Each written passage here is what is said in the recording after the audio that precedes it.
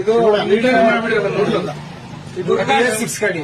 ಇದರಲ್ಲಿ BS4 ಇದೆಯಲ್ಲ, ಅದು ನೂಟ್ ಹೊಡೆದ್ರೆ ಏನಾಗಲ್ಲ. ಇದು BS6 ಅಲ್ಲಿ ಕಮಿನ್ಸ್ ಇಂಜಿನ್. ಈ ಇಂಜಿನ್ ನೂಟ್ ಹೊಡೆದ್ರೆ ಇಂಜಿನ್ ಸೀಸ್ ಆಗುತ್ತೆ. ನಾನು ಓಪನ್ ಕೆಲವರು ಯಾರಿಗೂ ಇದು ಡ್ರೈವರ್ಗಳು ಗೊತ್ತಿಲ್ಲ, ಇದನ್ನ ಹೇಳ್ತಾ ಇದ್ದೀನಿ. ಕಮಿನ್ಸ್ ಇಂಜಿನ್ ಇದೆಯಲ್ಲ, ಇದನ್ನ ನೂಟ್ ಹೊಡೆದ್ರೆ ಇಂಜಿನ್ ಸೀಸ್ ಆಗುತ್ತೆ. ನಾಳೆ ನಿಮ್ ನೂಟ್ ಹೊಡೆದಾಗ ನಮ್ಮ ಕಂಪ್ನಿಯವ್ರೇನು ಅವ್ರ ಹುಚ್ಚಿರಲ್ಲ, ಇದು ನಿಂಗೆ ಕೊಡೋದಕ್ಕೆ ಯಾಕೆ ನೂಟ್ ಹೊಡಿಬಾರ್ದು ಅಂತ ಫಸ್ಟ್ ಹೇಳಿರ್ತಾರೆ. ಕಂಪ್ನಿಯವನು ನಮ್ಮ 3.5 4 ಲಕ್ಷ ರೂಪಾಯಿ ಕೊಟ್ಟು ಹೊಸ ಇಂಜಿನ್ ಕೊಡ್ಬೇಕಂದ್ರೆ ಅವ್ನು ಹುಚ್ಚಿನಲ್ಲ. ಅವಾಗ ಏನ್ ಮಾಡ್ತಾನೆ, ಲ್ಯಾಪ್ಟಾಪ್ ಆಗಿ ಚೆಕ್ ಮಾಡ್ತಾನೆ.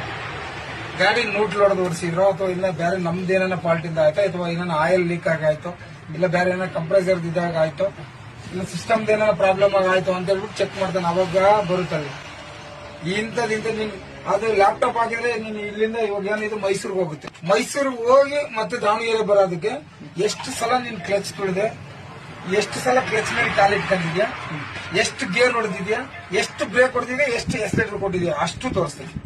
ಅವಾಗ ನೋಡ್ತಾನೆ ನೂಟ್ ಹೊಡೆದು ಸರ್ ಗಾಡಿ ಇಂಜಿನ್ ಸೀಸ್ ಆಗಿದೆ ಅಂತ ಅದನ್ನ ತೋರಿಸ್ಬಿಡಿ, ಸ್ಟೇಟ್ಮೆಂಟೇ ಬಂದ್ಬಿಡುತ್ತೆ. ಅವಾಗ ಏನ್ ಮಾಡ್ತಾನೆ, ನಿಮ್ ಡಿಪೋ ಮ್ಯಾನೇಜರ್ ಆಗ್ಲಿ DC ಆಗ್ಲಿ ಅವ್ರು ಏನ್ ಮಾಡ್ತಾರೆ, ನೀನ್ ನೂಟ್ ಹೊಡೆದಿದ್ಯಪ್ಪ ಗಾಡಿ, ನೀನ್ ನೂಟ್ ಯಾಕೆ ಹೊಡೆದೆ ಗಾಡಿ. ಹಂಗಾಗಿ ಈಗ ನಾಳೆ ಅವರು ಲ್ಯಾಪ್ಟಾಪ್ ಆಗಿ ಚೆಕ್ ಮಾಡಿದಾಗ ಹೇಳ್ತಾರೆ, ಇದೇ ತರ ನೋಡಪ್ಪ ನೀನ್ ನೂಟ್ ಹೊಡೆದಿದೆ, ಅದಕ್ಕೆ ಇಂಜಿನ್ ಸೀಸ್ ಆಗೈತೆ ಅಂತ.